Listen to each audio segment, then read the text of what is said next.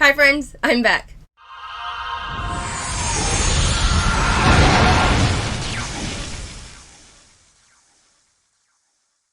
Hi friends, welcome back to my channel. My name is Bethany, and on this channel we talk about the false beliefs taught to women inside of the church, and we also shine a light on problematic Christian influencers. So if any of that resonates with you, go ahead and like this video, share it with a friend, and always be sure to subscribe if you are not already. Come hang out with me here on Instagram and TikTok. I uploaded a video either last week or the week before explaining everything as to why I haven't been uploading videos, and that's over. We're good to go now. There's a lot of things. So if you want to go watch that video, I'll put it in the description box below, but long story, kind of short. If you don't want to watch it, whatever, that's fine, but it's just more in depth. To give you a little snippet, my husband lost his job. I had to get another job, and now he's in the military. So, and my sister's not doing great health-wise, so that's a whole other thing. And then my nephew moved his wedding up, and because it was supposed to be in June, he moved it up, and it has been a lot. All right, so I want to show you something. So my husband, I'm not going to go into detail about everything because I did it in the last video. Again, if you want to know more, go watch it because I'm not going to talk about it here. But if you can look at him. Oh my God. Oh, so I've been not chilling by any means, but I have been doing everything, like all the house, whatever, by myself. It's been a lot. So that is why I haven't really been able to do this, because though my goal is to grow my YouTube channel 100%, absolutely it is, I had to do what was needed for this, like in this moment right now. So we are good to go. Thank you so much for being patient.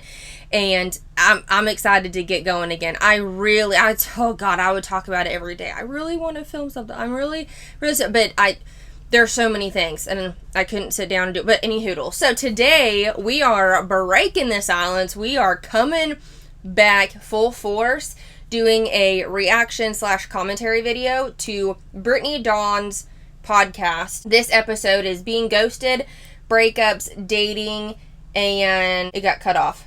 Christian, and this is one with her friends, the juicy Christian girl chat with being ghosted, breakups, dating advice, just dating in general. So I'm excited to get into this. I have my notebook here, and we're going to take notes. I'm going to take notes. Again, I'm so excited to be back. I missed you. I missed you. Okay, here we go. It's something in their identity that is missing, and that the Holy Spirit needs to speak to, and they need to reclaim before they go out and date.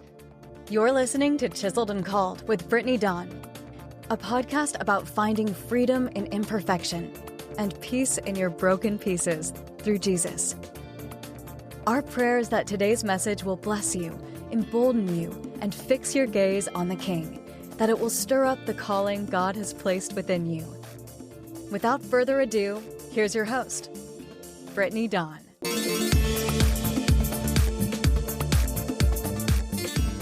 Welcome to the Chiseled and Called podcast. I am your host, Brittanydawn, and I am so excited about today's special guest.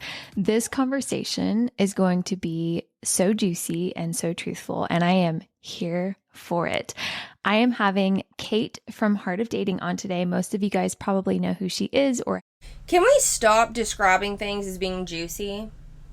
Can we not? It's so gross. I've seen her stuff on social media, on Instagram. I almost just said on the internet, and that felt really weird. But it is going to be a good, beautiful, heartful, holy conversation over dating, all things dating. And we're just going to go there. So without further ado, let's hop in. Well, welcome to the Chiseled and Called podcast, Kate. I'm so excited to have you here. I'm so happy to be here, Brittany. Thanks for having me. I feel like we're just going to hang out and talk about some fun subjects that people want to know about. I know, all the juicy things about dating. Yes. Yeah. They're like, please tell me everything. I thought this podcast is with her friends talking about dating, but evidently not. It's with somebody else who literally sounds like her friends. Oh my god. Yes, juicy. Oh, I'd rather play in traffic right now. I need answers because this ain't working. Yeah. That's how I was years ago. I was like, I don't know what I'm doing, but it's not it. So It's I not just happening, fam. It's not. Yes. They're like, I got ghosted yesterday, so please help me. Like, that was me. I was that girl, unfortunately. Yes. Oh, it's so hard. Yes. Well, before we jump in, do you want to tell everyone a little bit about yourself and why you're so passionate about just dating and relationships and all the things? Yes, totally. So I started Heart of Dating podcast about 6 years ago now, and I never, ever thought that I would be, at the time, a single woman talking about my dating story and leading a dating podcast. That was never going to be in the cards for me. And if you had told me that like 8 years ago, I would have laughed at you and been like, no, absolutely not. Me talking about my dating story and how wild that is. No, thank you. But it was just so clear, actually, after the wake of a pretty big heartbreak, I just felt the Lord put on my heart to start a podcast. And it was strange because I wasn't even a big podcast listener. This was like when podcasts started to get really popular, but I still wasn't really into them. And I was like, why a podcast, Lord? And then as I prayed about what it was going to be about, it kept being clear that I was going to be dating. But Brittany, I did not want to do it. I was like, pick someone else. Like, wait, not me. Like, why me? Like, God, do you like remember my story? Like, how I've not been the best dater, Wow. And so, it's funny thinking back to that moment, because even biblically, we see that God chooses the like unexpected person or somebody who totally does not feel qualified. And they're like, really? Me? Okay. And they're like, and he's like, yeah. And so I see it now, especially being in my calling and loving it so much. But I remember just at the time thinking, this is so weird, but okay, like I will do this. And so I started on the journey with Heart of Dating just to kind of open up dialogues about questions that Christian singles have that we don't often get answered.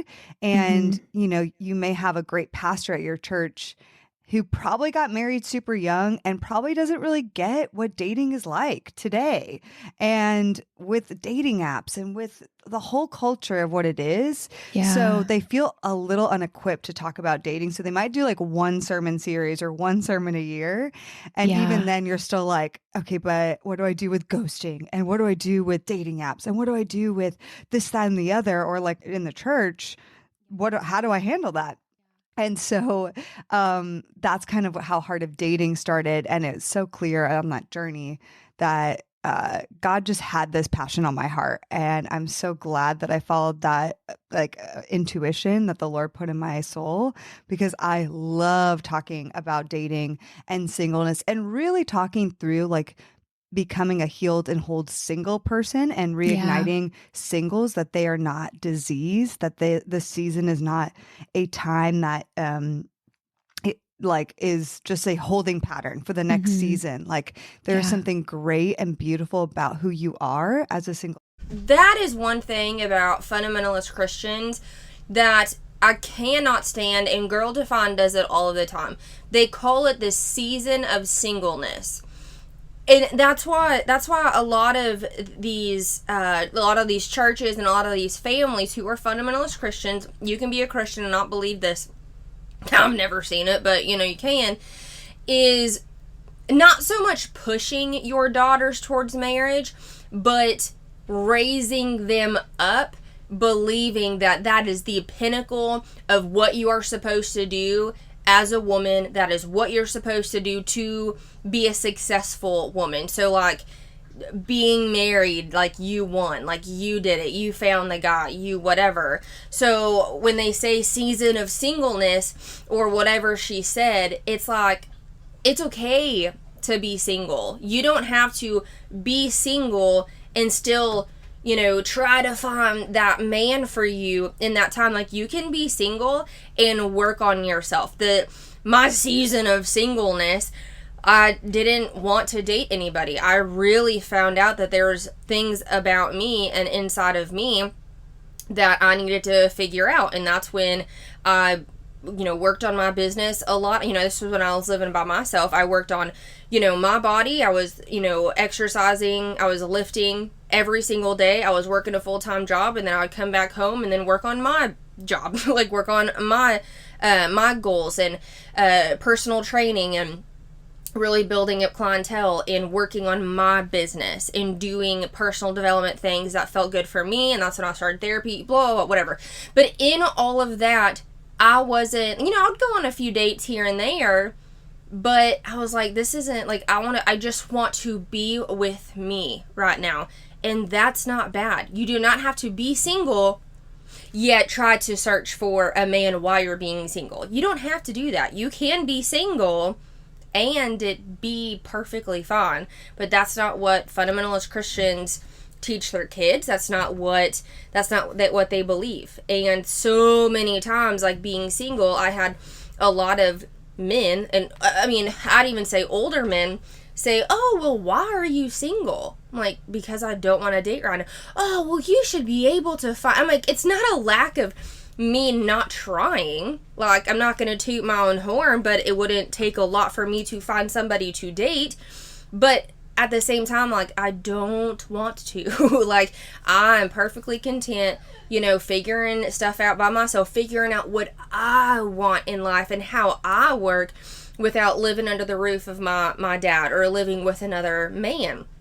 And I think that is absolutely important. I truly think every woman, love me, hate me, whatever, but I truly think that every woman should be single, and while being single, living by herself to figure out what she wants, because it's so, you don't really get a grasp of who you are and what you want, in my opinion, if right after, you live under your parents' house, you get married, now you live with your husband, who you've also never lived with. You know what I'm saying? So I think it's important, especially for women, to figure that out while being in the season of singleness. Person. And that's something I had to really strive to learn and fight for in my singleness after years of having really traumatic experiences. And so anyway, I love getting to do it now. And yes, I am married now for a little over a year. And JJ, now my husband, he runs it with me. And it's so crazy that God did that, because I never had that as a part of my thought process. Like, yeah. Oh yeah, Lord, you're going to bring a man that's going to run this with me. It was more like, hey, I'm just going to keep doing my thing. And God put it on his heart specifically without me planting any ideas. And it just was so amazing how that came to be. So anyway, that was like maybe a long intro, but that's a little of my story and background. I love it. And I love that he sent you someone to run alongside of you. Like, that's just, it's just like God to do that, because he wants us to have someone that is running the same speed and matches us, not someone that's going to pull us back or, lead us into toxicity, which is a whole conversation I'm sure you could dive into, all the things. Well, I mean, there's so many women. You mentioned ghosting, you mentioned bad relationships, like you've mentioned so much already. And there's a lot of women out there who are settling. I feel like I've been there. You've probably been there. Could you speak to someone who is in a dating relationship, or they feel like they're running out of time and there's all these options on dating apps, but none of them are quite what they know they deserve as a daughter of the Lord? Can you speak to that a little bit? Yeah, I see this happening a lot with females, especially. And it's usually after the age of 30. There's something that happens after 30, typically, because there's a biological clock that women start thinking about. And then they're like, oh, I'm on this timeline and I need to find someone. And that's where I see a lot of people feel more anxiety around dating, and a lot of women kind of force dating processes. Not to say they might not do that before then, but I see the urgency really happen after 30.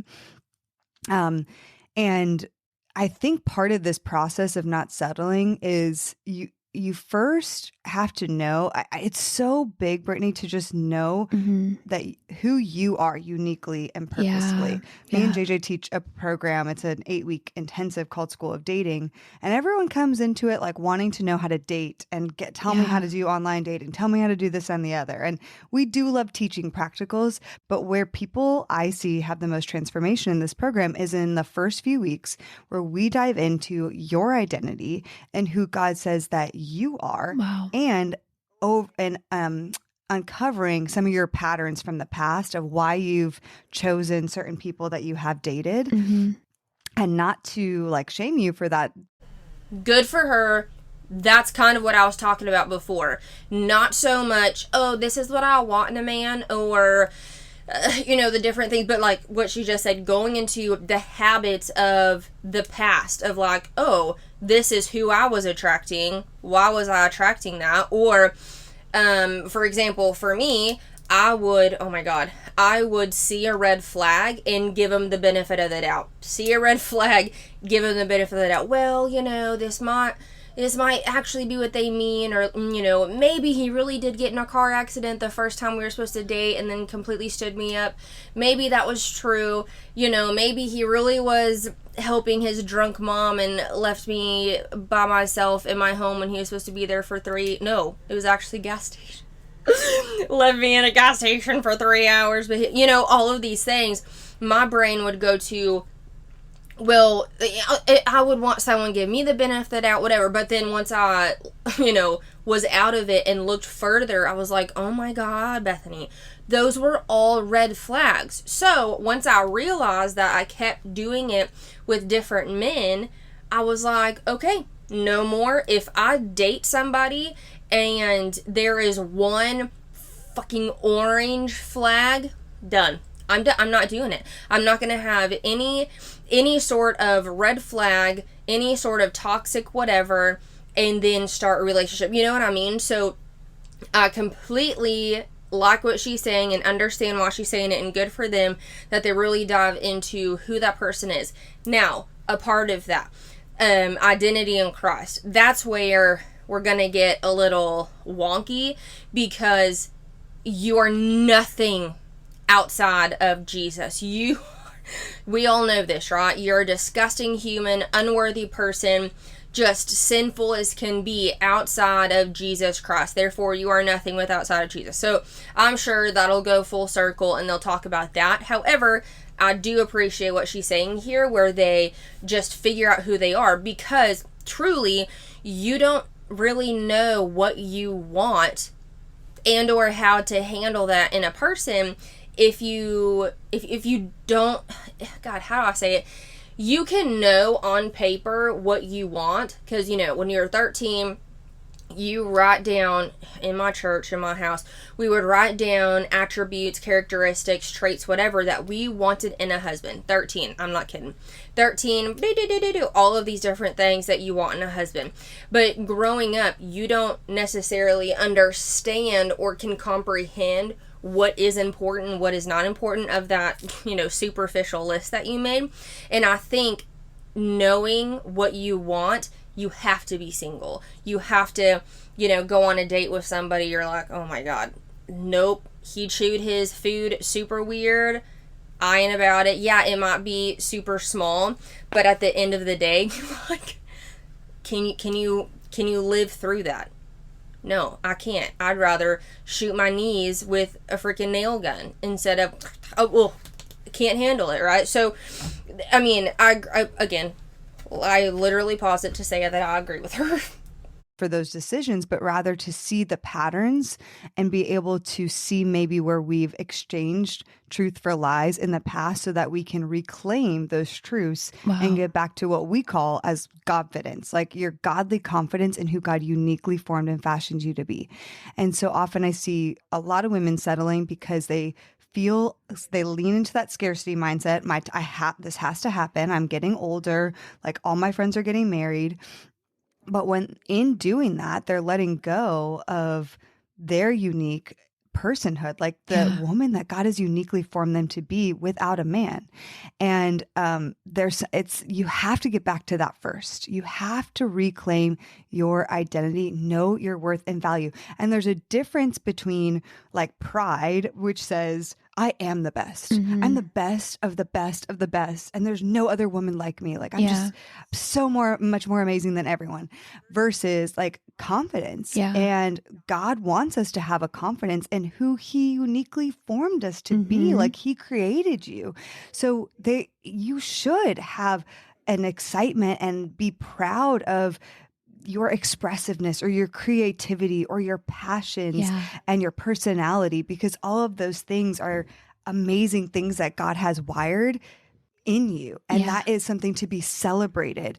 And so when we settle, we're letting pieces of that go because we're saying, oh, well, that's okay. Like I need this more than I need to fully be this amazing woman that God has created me to be.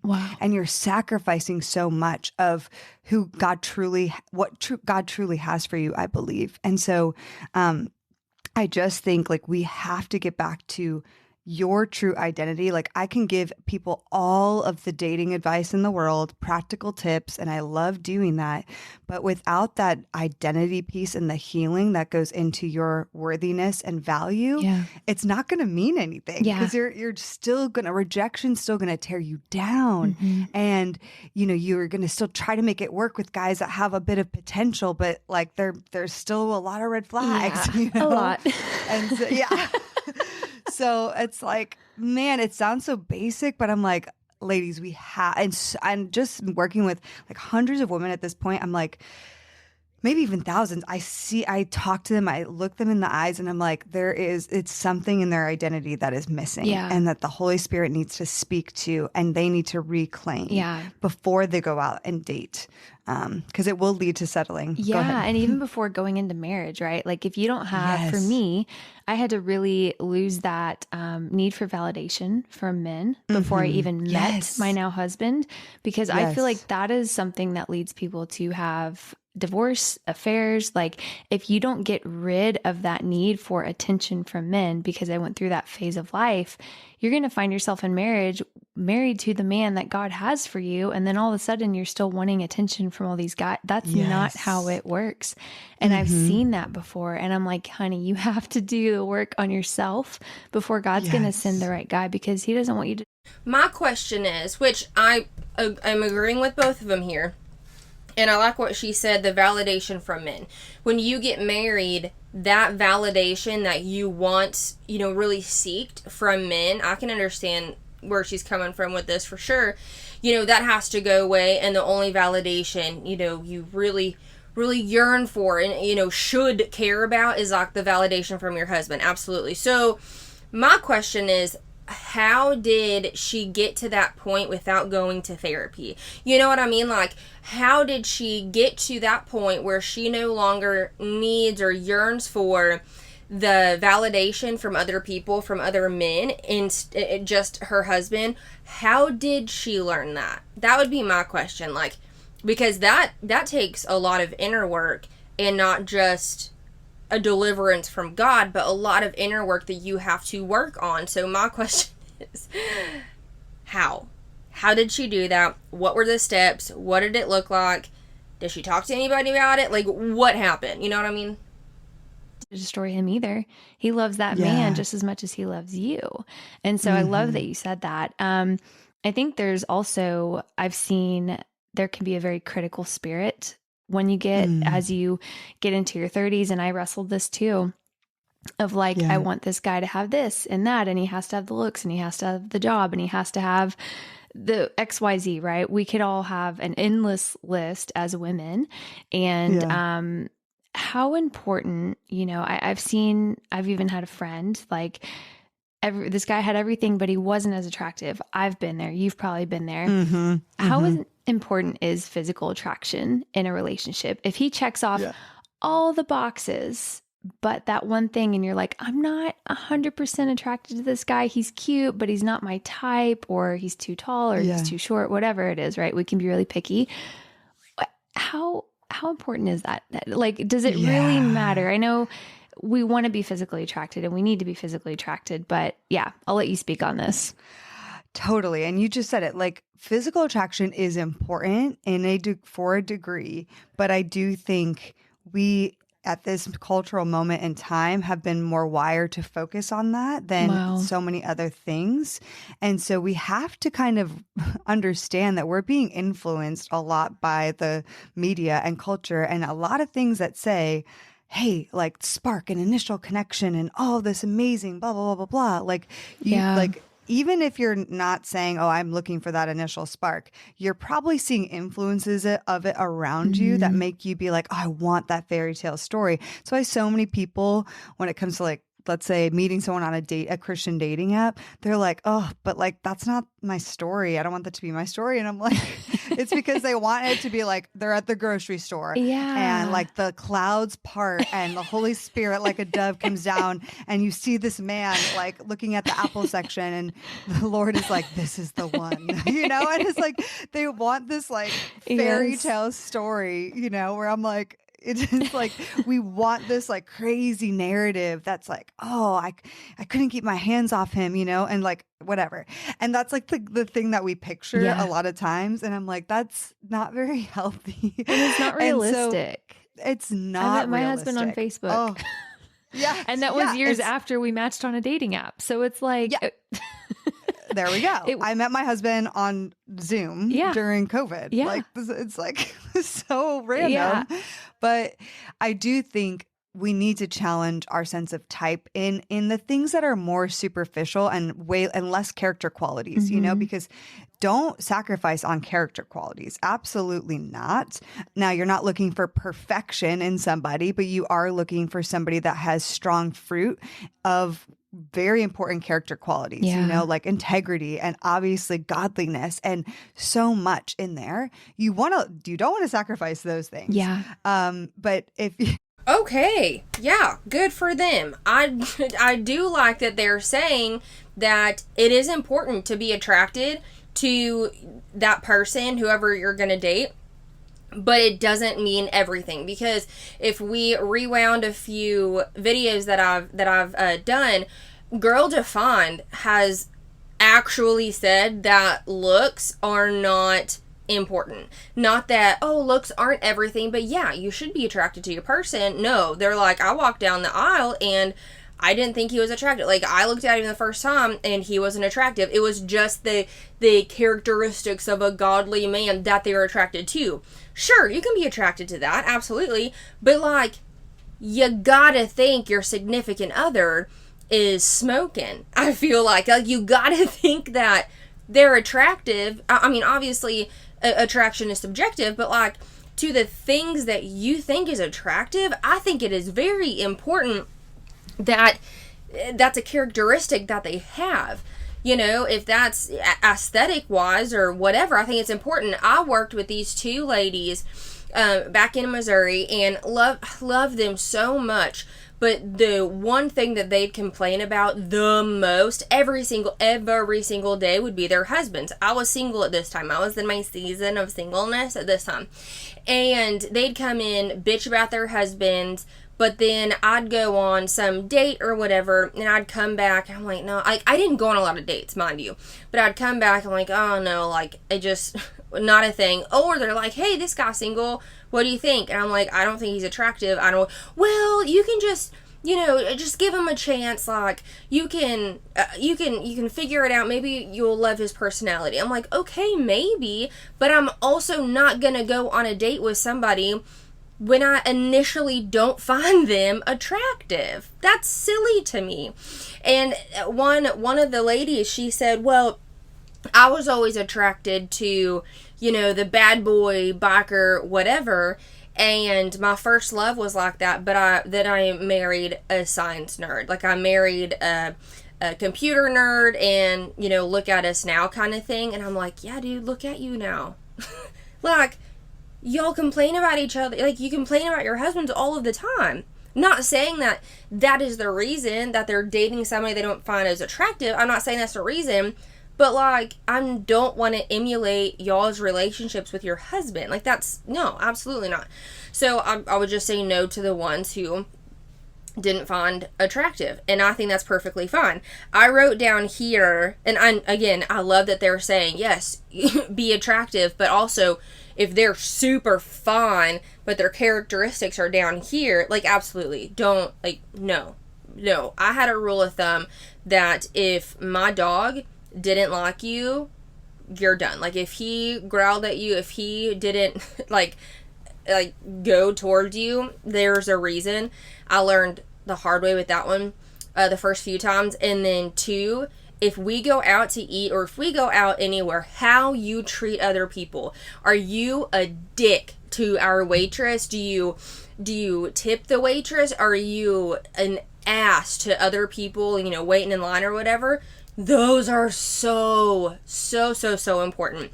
On my list of what I wanted in a guy, when I wrote this down when I was 13 years old, I was just remembering it, and I'd put it on my wall and pray for it every night because that's what I was told to do. 3 of them on there was I want him to like riding roller coasters. He likes to take pictures, and he has nice teeth. I'm telling you, teeth was a big one. I mean, still is, right? I gross teeth, I'm out. I can't do it. But the roller coasters are such a superficial thing, because right now I'm only 31, but the older I get, the more I cannot ride on roller coasters because I get vertigo. I get so sick. I don't throw up, but I just, like, I'm like bad hangover, and I just can't really do it anymore. And so that is so silly because it doesn't even matter. And likes to take pictures because I wanted them to take pictures with me. And it was so funny because the first pictures that my husband and I took, he was the one who took them. I just thought about that. But any hoodles, I just remember those 3 things, and it made me giggle. I see a lot of people that are like, oh, he's a great guy, but he's 5'6", you know, not going to work for me. And I'm like, wait, like, why? Like, why not? Why are you? Yikes. I agree with that woman. I couldn't do a man shorter than me. I wouldn't be able to do it, dude. I've never dated a man shorter than me. I feel like, this is my opinion, love me, hate me, that is one of the least attractive things as a man, being shorter than me. I can't do it. Eliminating that perfectly awesome guy who loves the Lord, who is consistent, who is a great friend, just because he's a little shorter. And sometimes these things, Brittany, actually come back to insecurities we have about ourselves. Wow. Like, I have to be with a guy that looks a certain way, because if I am with that guy, then it makes me feel more attractive, or it makes me feel more feminine, or it makes me feel whatever, insert it. So there's like some insecurity that we haven't fully healed. And if I date, I'm with this, like, if he's 5'6" and you're shorter, for sure, whatever. And I'm not even saying this of other couples, because a lot of people don't care about that, but I for sure do. And I don't think it's necessarily an insecurity. I don't think that's the right word, but I'm not a very feminine woman. I'm not. But I do have my feminine moment since my husband's not here right now, I can't really be the feminine, I'm going to do that. No, like, I'm having to put on my masculine cap and get shit done, work my ass off, and, you know, do the stuff at home too. Like, I have to have that hat on. But dude, as soon as I am around my husband, like, I no longer want to be the masculine one. I want to be feminine as shit. And I cannot feel that if the man is shorter than me. Like, because I now feel like I completely understand that it is because that's how I was raised. Like, a man is like bigger than you, and he's also taller than you. That's how I was raised. However, but even though that I'm older now, like, I still think that. For me, anybody else, that's not on you. This is on me. So I kind of agree. Like, he could be the best, whatever, super awesome. Let's just be besties then, because I can't find it attractive, and I don't, and that's just what it is. The guy that I don't think is super, super, super physically attractive, that means I'm not super physically attractive, or I'm just that lie of, oh, I'm not that great looking, comes back, and I Wow. have to face that lie. And so I think that's true for men as well, but I think that's something we really have to assess, especially when it comes to height. And that's a whole discussion, because people are like, oh no, I don't feel like feminine with a guy that's like shorter than me. And I'm like, well, I would really challenge that, because Mhm. who's to say he's not super strong? Who's to say he's not going to be a protector of you? Mhm.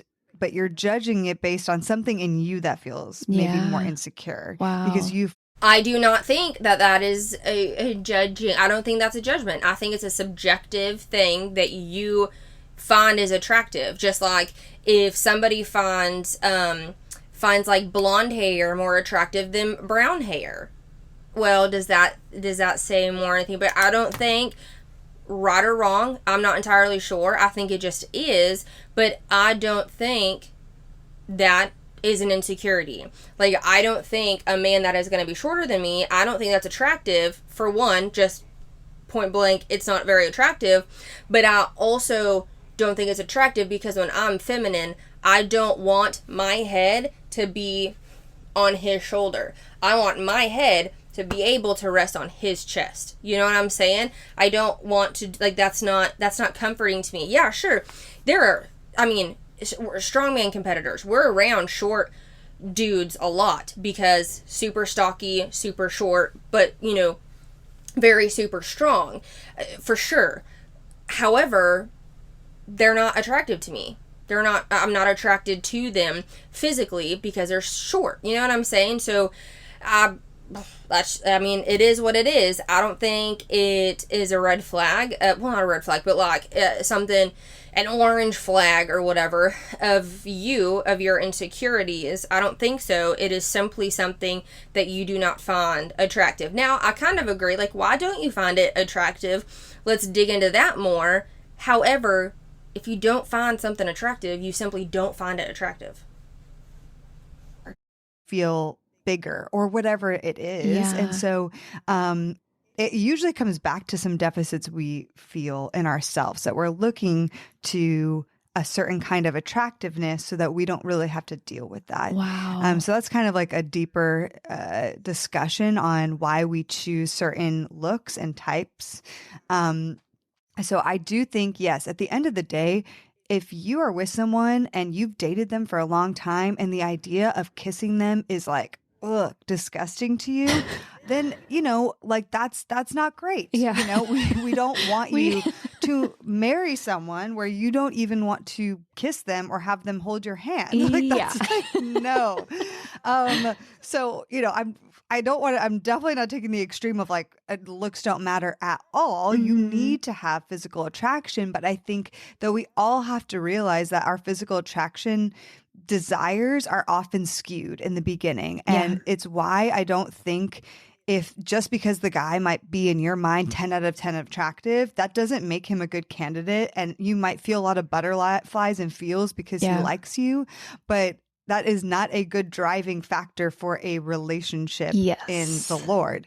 And in fact, for me, and I think because I know some of your story, I used to get infatuated with guys. I used to, you know, I loved when guys showed me attention, Mhm. especially attractive guys.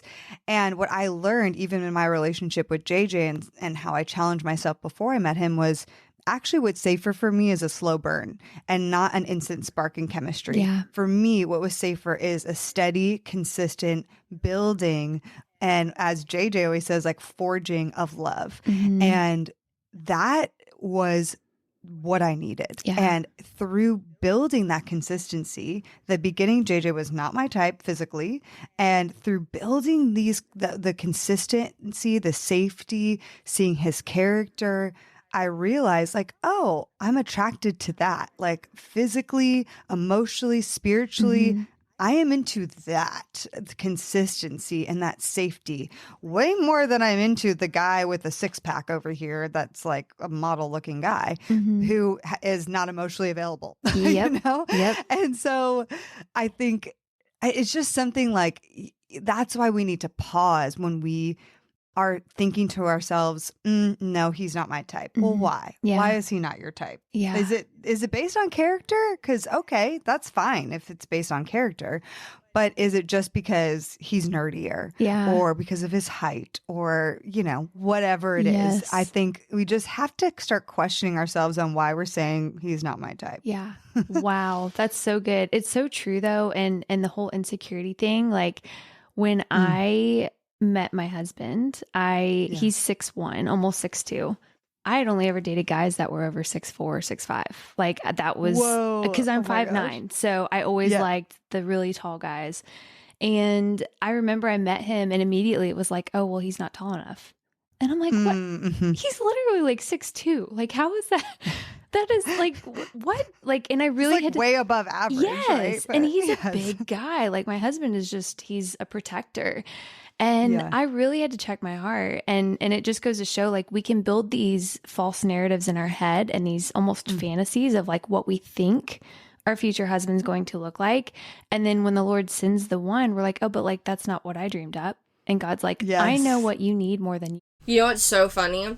My husband is literally the exact type.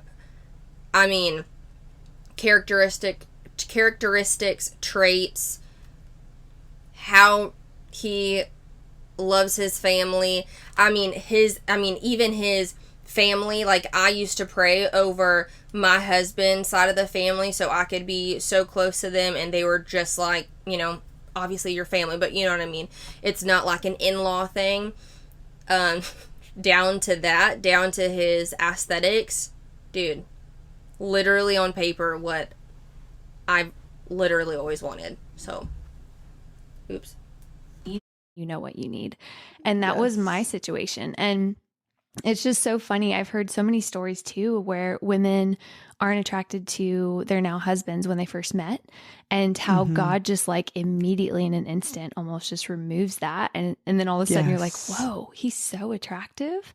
And I think it does come from that slow burn that you mentioned. Like if you're looking for something that like there's a spark right away, yeah, that's great. But it's just like a candle, right? Like they're going to burn out fast because there's not a lot to burn. But if you use it's a slow burn you're looking for, like that's sustainable. That's a foundation. And then you're getting to see someone's character. You're getting to see how they hold up in times of trial. Like all the really important things that are going to happen in marriage. Another thing that I think I know I've dealt with, and I'm sure you have too, is being ghosted. And I saw that you guys have been talking about this in the Heart of Dating, and I'm like, yes. Oh my goodness, yes. It's not talked about enough, and everyone's dealing with it, even in friendships, right? Like, I've been ghosted by friends, like not recently, but in the past, and I'm like, what? It's just like, the norm. Could it be because you're on Good Morning America for scamming thousands of women? Do I have to say allegedly anymore? Allegedly scamming thousands of women. What happened? Yes. It's just the norm thing to do. And it's easier to ghost someone than it is to like, have a discussion or a hard conversation. And that's just how people are now. So to the one that's been ghosted, what would you say to encourage them? First of all, like, you're not alone. I've been ghosted many times. I have also ghosted people in the past in unhealthy places that I was in because I didn't want to face confrontation. And so, ghosting really challenges our relationship with rejection, because I think when we kind of have to wrestle with rejection and how rejection makes us feel and what we think or what rejection has spoken to us and told us about ourselves in the past, because we have to know. Why does someone else's decision to ghost you have to be a reflection on you? Why can't it just be that person is a shitty human and is a liar? I feel like ghosting says more about that other person than it should reflect back to you. No, first of all, and I wrote a whole book on rejection, so I love talking about it, but we have to know that rejection is always going to happen no matter what. We don't have control over rejection happening to us in life, like through many different facets in work, in friendships, and of course in dating. There's just going to be the person at the grocery store. You smile at them and they're just like scowling at you back. There's just going to be like people that reject you and reject your kind gestures or don't want to have anything to do with you. And so, but a lot of times those moments speak to us and they say, oh, you're too much, or you're not enough, or there's a lie that we believe at our core when it comes to rejection. So we have to face first, ideally, what is that lie of rejection? And I think we need to start there, because what ghosting is like a very confusing sense of rejection because there is no explanation. Just they like disappear out of nowhere and you're like, versus them actually breaking it off with you and giving you a realistic, idea of why they just disappear and give you nothing, no sense of quote unquote closure. So, but it comes back to how we view rejection and what rejection says about ourselves. And so I think we need to first wrestle with that, because what I had to start doing in my singleness is realize that a rejection does not mean necessarily that there's anything wrong with me. There could be things I need to learn and grow from, absolutely. But when a rejection happens, such as ghosting, that is not the time. Man, I am becoming pleasantly surprised of how much I'm agreeing with this podcast. You know what? I say that, and it's probably because she's asking the other lady questions instead of Brittany answering them. That's probably the reason.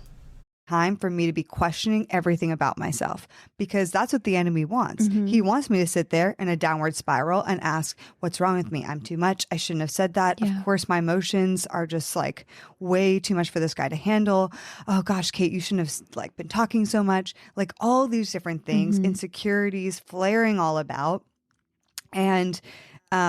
And that's where the enemy's like, great, yeah, let's get you stuck and getting and back into those waters of self-hatred and self-confusion and questioning yourself.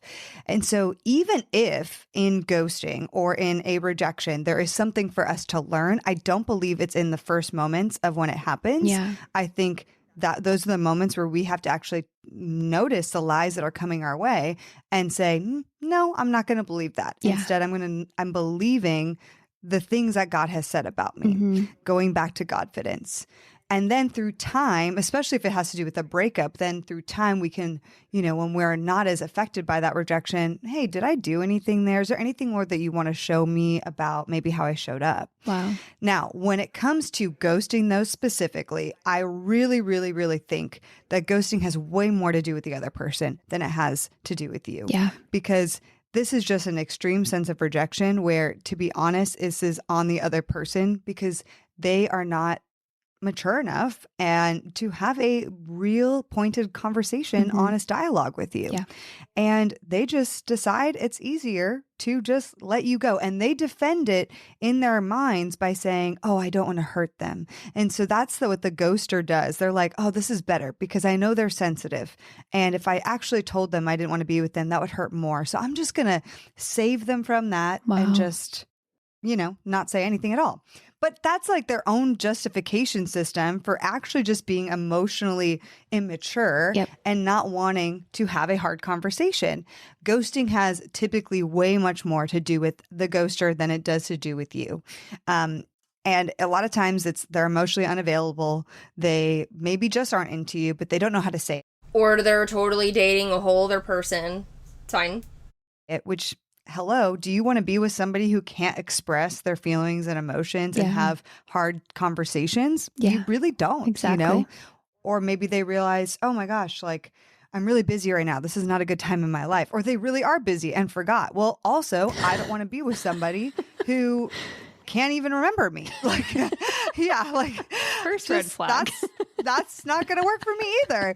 And so if you get ghosted, it's like, that doesn't feel great because you're a human that deserves like a conversation. And it's not kind, but it has way more to do with them. Not that we villainize that person and just like, they're the worst, but it's so that the enemy can't have a hold in those moments of ghosting where the rejection lies like to come up and say, it's all about you. You said too much on that last date. You texted too much. You know, you are too much. You're not enough. You're not beautiful enough. He wants a girl with a different body type, like all these lies. And that's what happens in ghosting. And we're like left feeling so bad about ourselves. No, ghosting is way more about that person, their life, their brokenness, whatever they're going through. And they're going to justify it, but there's really no good justification for ghosting unless you're dealing with an abusive person. Like if somebody harassed you and is abusing you, ghost them. Yes. But that is not happening here. So in most cases, you know, I get passionate about ghosting. I love it. People need to stop doing it. Yes. It's just so terrible. There's really no words. It's the worst feeling. It's happened to me. It's happened to me where I would like get ghosted by a guy and then like 3 months later they'd reach out again. And I'm like, what are you doing? Like, we need to chat. And no. Oh, I cut that off the wrong time. No, don't chat with him. That literally happened to me. Ghosted. So, okay. Terrible. I'm sure we all have stories about ghosting. If I hadn't gotten ghosted, no, maybe that's not true. It kind of is true. If I hadn't gotten ghosted, Laura, that sounds bad, but I wouldn't have moved here because when that happened, that day I was like, because he was the only thing keeping me in Missouri. He was the only thing keeping me there. That day where I was like, you know what? I'm done. I bought a plane ticket to Austin, to move, to figure out where I was going to put my stuff. I did that. Went to a few job interviews, didn't get any of them, but went to a few job interviews, stayed with a friend that was here, and then, you know, went back and then figured out that, you know what, I'm moving. So if it hadn't been for the ghost, but her saying that, this same guy started following me on TikTok, and I'm like, what are you doing? What are you doing? What are you doing? Not like about what you think we wanted to. Yeah.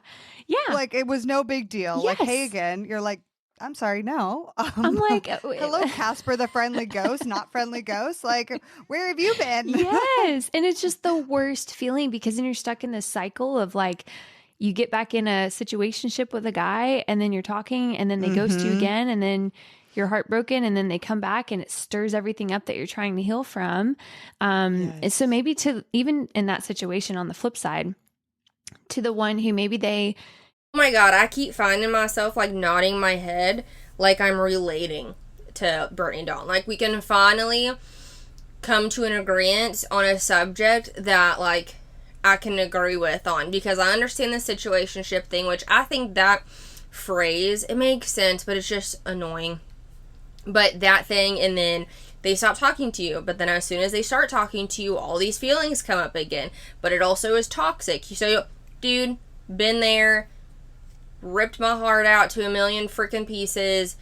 That guy and the ghosting guy just like took my little baby heart and just threw it on the ground, shit on it, and then that was it. Like the worst feelings in the world. But then once I think about it, I'm like, you know what? If those things didn't happen, I also wouldn't be here. I wouldn't be with my husband, who is literally just such a better person than I am. We talk about that sometimes and we joke about it. He truly is. But if I hadn't gone through those situations, I wouldn't have been able to know what I would tolerate and what I would not tolerate.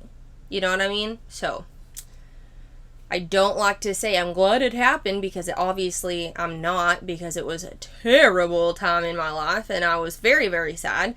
But at the same time, it's like, it built me up to who I am. A strong motherfucker. Got out of a relationship years ago and they thought this guy was like out of sight, out of mind, never coming back in your life. And then he reaches out years down the road. Yes. I'm sure that's happened to many women listening. Yes. Oh, yeah. What, and these, I'm speaking to like singleness. Like if someone is single and that happens, and they know it's a toxic relationship and they know it's not the one for them. Yes. Like what is how do you navigate that? Do you just block them? Do you have an honest conversation and say, hey, like this isn't going to work because this is where the Lord's calling me and it's not to be with you. How would you navigate that? Yeah, my policy in breakups is if it's been a serious relationship with serious time invested, you need to go cold turkey, first of all, in a breakup. Like, do not have contact with them. Even if you're in the same friend group, you need to separate yourself from them for a while. Now, I'm not saying that you should do that after a few dates or maybe a month of talking to someone. I'm talking about you're in a serious relationship. There's a lot of investment involved. Cut them off cold turkey. And you can even tell them, no, I cannot be your friend. I need time to heal and I'm not going to be speaking with you. It's nothing personal. It's truly for me because I need that in order to heal. And if they care about you in any capacity, they should respect that boundary. Okay. And so it's very telling when somebody doesn't respect that boundary and continues to try to contact you after you've asked for them not to. But in the case that you're saying, hey, it was a non-healthy relationship, there was toxic things happening, the person comes back. Now, there is always a chance that the person has gotten healing. Okay. So I never want to eliminate that possibility because I do think people do severely, or they do get healing and that can happen. But if you were in an abusive scenario, if this person is showing narcissistic tendencies, like this is not something you should be reconsidering. And, especially if they have any sort of narcissistic tendencies or were abusive in any way, they're going to eventually come back, probably. And they have great things to say at first. They will. And you need to know that. They're going to say the right things. They're going to, because what somebody who is like that wants is they want to get control back. And they want to, like, it's maybe unknowingly, but it's kind of like a game to them. And so if you've really identified this, there's some major toxic patterns here. You cannot engage with that person. The best thing you can do is not engage at all. Like truly, like you were saying, even block them. But in the meantime, you need to work through discernment and healing from the Holy Spirit and learning to trust yourself again. Because when somebody like that reaches out, you need to be so in touch with the Holy Spirit that you know, this intention is not good and I'm not falling for that again, because that muscle needs to be healed and retrained in the meantime. And that's what I had to really work through personally after many different abusive relationships. I had to rework on trusting myself and trusting my discernment. And so if a guy from my past did reach back out, it was almost like I could read it no matter how flowery and wonderful it sounded. And I was like, nope, the intention isn't good. I can feel it in my spirit. So I'm not going to engage this. And you don't have to feel bad about not engaging the person if God is saying no, you don't have to feel bad about that. I think that's where, especially if it's been abusive, toxic in any way, we can say, oh, but that's so mean to like not even give them a response, or it's so mean to just, block them. I'm like, it's not. It's for you. It's not about them. It's how you're protecting yourself, knowing that, hey, in the past you fell to some of the traps of this person. So wisdom says, I'm not. And who cares if it's mean? To be quite honest, women, ladies, girls, whatever, we have been raised to not step on people's toes, not to be rude, not to be mean. You have to be very ladylike.